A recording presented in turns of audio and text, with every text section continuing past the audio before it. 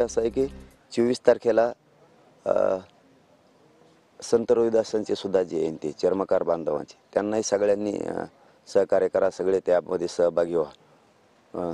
हाही विषय महत्त्वाचा आहे. बाकीचे 24 पासूनचे आंदोलन हे कंटिन्यू राहणार आहेत आणि 3 तारखेला म्हणजे पूर्ण राज्यभरात जिल्ह्यात जे प्रचंड मोठे शक्तिशाली रास्ता रोको शांततेत होणार आहेत ते त्यांच्या हिशोबानं जेणे ठेवायचे.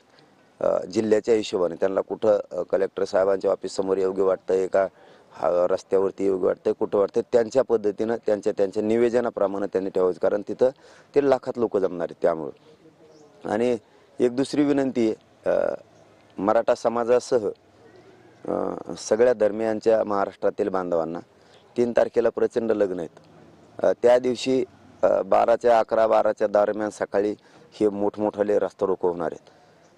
ज्यांचे लग्न आहेत त्यांना एक विनंती आहे, कारण संध्याकाळचा पण मुहूर्त आहे आणि दुपारचा पण मुहूर्त आहे.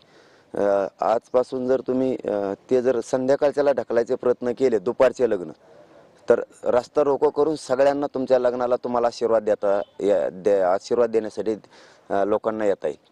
दुपारचे लग्न जर आपण पुढे ढकलले संध्याकाळसाठी, कारण तुम्हाला खर्च काहीच नाही आहे. जो दुपारच्या लग्नाला खर्च लागणार आहे तोच मंडप आहे, तोच संध्याकाळचे त्याचा वापर करायचा आहे तुम्हाला. संध्याकाळी जर ठेवले तर तुमची गैरसोय होणार नाही आणि लग्नाला आशीर्वाद देणारे जे लोक येणार आहेत त्यांची पण गैरसोय होणार नाही, कारण लोक रास्ता रोको जाणार आहेत. त्यामुळे मग तुम्हाला लग्नाला आशीर्वाद द्यायला कमी संख्या राहील. तर स्वतःहून पुढाकार घेऊन मोठ्या मनानं मराठा समाजासह सगळ्याच धर्माच्या इतर धर्माच्या बांधवांनी सुद्धा त्यांचे दुपारचे लग्न जर असले, कारण लग्नात काय जात धर्म नसतो, प्रत्येक जातीचा माणूस हे त्या नवरदेव नवरीला आशीर्वाद द्यायला येत असतो. प्रत्येक जाती धर्माच्या लग्नाला मग ती जात कोणची असो, सगळ्या जातीचे लोक एकमेकाच्या लग्नाला जातात, आशीर्वाद देतात नवरदेव नवरीला.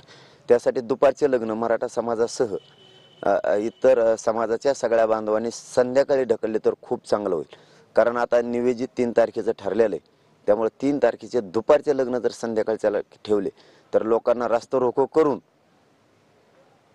तुम्हाला आशीर्वाद येता येईल आणि नवरदेव नवरी सुद्धा रास्ता रोको दुपारच्याला सहभागी होता येईल. तुमच्यासाठी सुद्धा खूप चांगलं राहील आणि हे करावं अशी एक विनंती. 3 मार्चच्या रास्ता रोकोबद्दल जिल्ह्याच्या वतीनं येतो, त्यामुळं आजपासूनच 3 मार्चच्या रास्ता रोकोची तयारी महाराष्ट्रातल्या संबंध सगळ्या मराठा समाजाने करायची. 3 तारखेचा रास्ता रोको असा झाला पाहिजे की या भारतात असा रास्ता रोको कधीच झाले नसतील.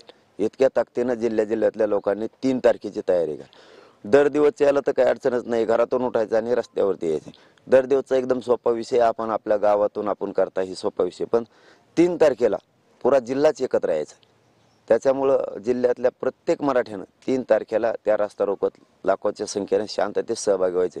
शांतता काय असती आणि मराठ्यांची शक्तिशाली एकजूट काय असती हे दोन्ही तुम्हाला एकदाच दाखवायचे. 3 मार्चला एकाच वेळी आणि एकाच ठिकाणी तुम्हाला राज्यभर हे रास्ता रोको करायचं.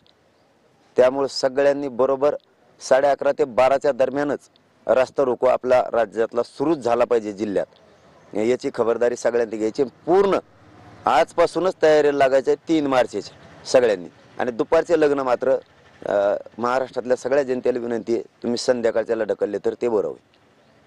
पाटील, एकीकडे तुम्ही आंदोलनाचा इशारा दिला, रास्ता रोकोचा इशारा दिला, मात्र दुसरीकडे हा इशारा दिल्यानंतर